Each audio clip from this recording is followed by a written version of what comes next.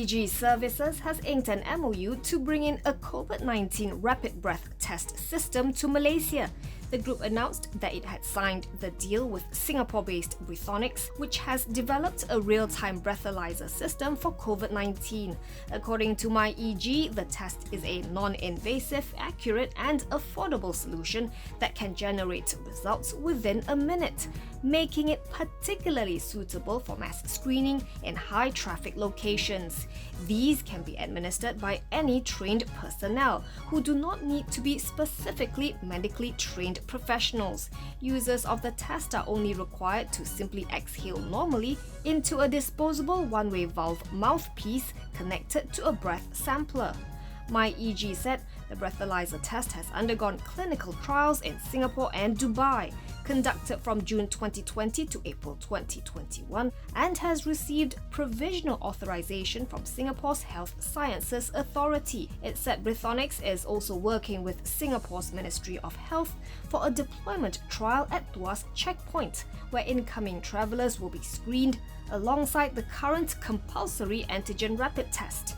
Following the MoU's signing, MyEG will apply for the requisite regulatory approvals and certifications for the breath test to be made commercially available in Malaysia. Upon completing the relevant approval process, MyEG will be appointed as Breathonix's exclusive distribution partner to undertake the commercial sale and marketing of its technology and associated systems in Malaysia. MyEG's shares ended trading 3.3% higher today at RM1.89, valuing the company at about 6.8 billion ringgit.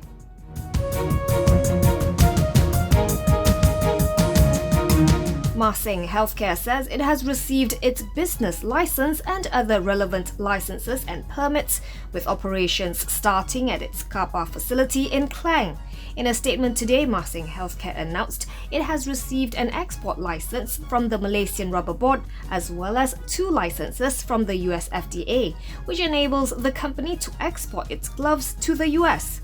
Meanwhile, it is also progressing well in obtaining FDA 510K pre-market notification and CE marking for exports to the US and European markets. It expects to deliver its first shipment of gloves by next month at the latest, and has secured sufficient raw materials to meet orders and interests from its buyers and distributors. According to the company, 6 production lines are on track to being operational in the second quarter of 2021, followed by another 6 production lines in the following quarter. The maximum production capacity of the 12 lines is up to 3.68 billion pieces of gloves per annum.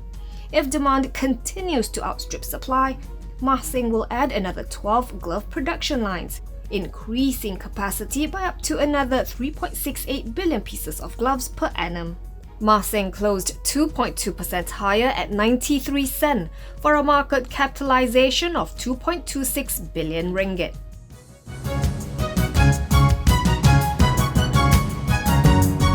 Selangor Menteri Besar Datuk Seri Amiruddin Syari says the state government will consider a proposal to conduct door-to-door COVID-19 screening tests. This, he said, would depend on the availability of manpower, including volunteers, noting that a house-to-house effort will require a huge team. Selangor has been recording the highest number of newly infected individuals across the country. Today, the figure stands at 2,049 out of the total 6,509 new infections detected by the Health Ministry. That's nearly 2/3 of the cumulative number. However, Selangor COVID-19 Task Force Chairman Datuk Sri Dr. Zulkifli Ahmad says there is a reason for the high number of cases in the state, and that's the state's push for mass testing starting last month. He said in a Facebook posting that the spike could also be due to delayed contact tracing and isolation of clusters that have now spilt over into the community. Malaysia's tally now stands at 518,600 cases, with 60,018 still remaining highly infectious. 711 are in ICUs, with 369 of them requiring respiratory assistance. 61 deaths were reported, taking the death toll to 2,309.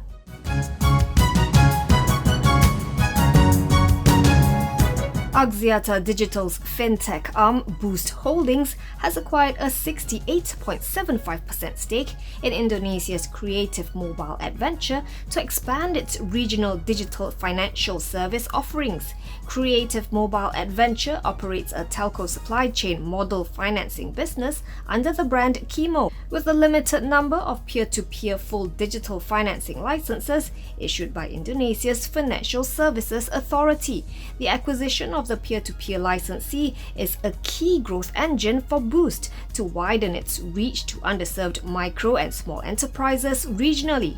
According to Boost CEO Sheyantha Ebikun, the deal is part of the company's regional digital financial service rollout plans. He said in a statement, Kimo shares Boost's aspiration to support the growth of micro enterprises through simple and convenient solutions powered by technology.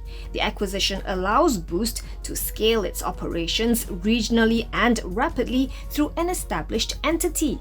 It will also give the company access to a larger ecosystem of merchants and retailers already familiar with microfinancing.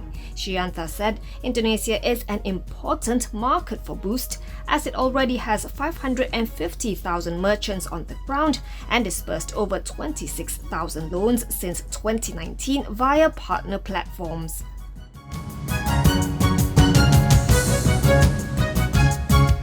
The prosecution in Datuk Sri Ahmad Zahid Hamidi's second corruption trial says the former Home Minister had taken advantage of his 4-year tenure to amass wealth for himself. The trial involves 40 charges of bribery against Zahid over his alleged abuse of the foreign visa system.